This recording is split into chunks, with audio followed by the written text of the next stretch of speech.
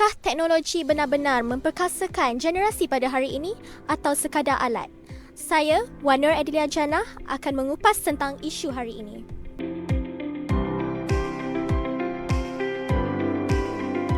Atuk, bagaimana pembelajaran dulu-dulu tanpa teknologi ya?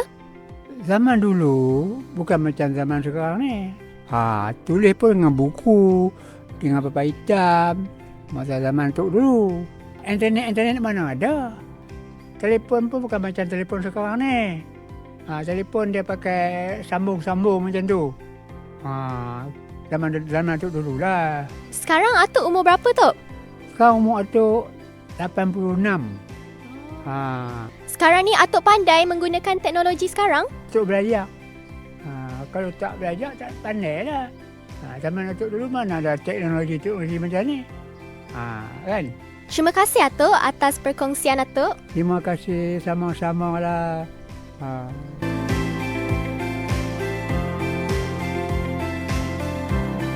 Saya sekarang bersama adik Al-Fatih.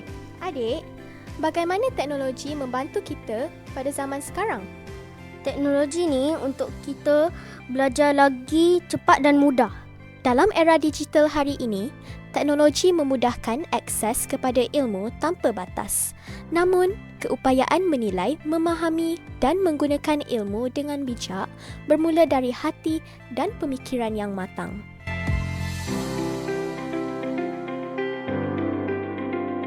Teknologi telah mengubah landscape pendidikan, menjadikan pembelajaran lebih pantas dan meluas. Tetapi, tanpa asas ilmu yang kukuh, teknologi tidak mampu membentuk generasi yang berfikir secara kritis. Begitulah tadi perkongsian Atuk Nur yang dilahirkan pada tahun 1939 dan adik Al-Fatih yang berusia 9 tahun. Sekarang, mari kita ke studio. Bersama kita di studio iaitu seorang YouTuber Malaysia yang aktif di dalam industri digital iaitu Tuan Wan Muhammad Ali. Boleh Tuan terangkan, teknologi bukan sahaja membantu pembelajaran, tetapi bagaimana ia membuka peluang untuk generasi hari ini membina masa depan? Teknologi bukan sekadar untuk belajar tetapi ia mencipta peluang.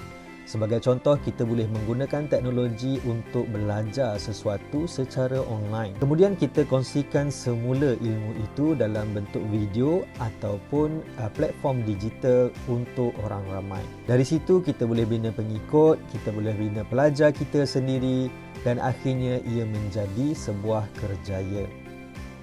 Terima kasih Tuan atas perkongsian itu tadi. Inilah bukti teknologi bukan sekadar alat, tetapi peluang untuk mereka yang berilmu. Dulu, kita belajar dengan buku dan usaha. Hari ini, kita belajar dengan teknologi dan akses tanpa had. Esok, generasi ini akan menggunakan teknologi untuk mencipta masa depan.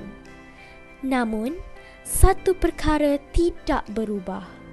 Ilmu di hati, itulah yang menentukan arah.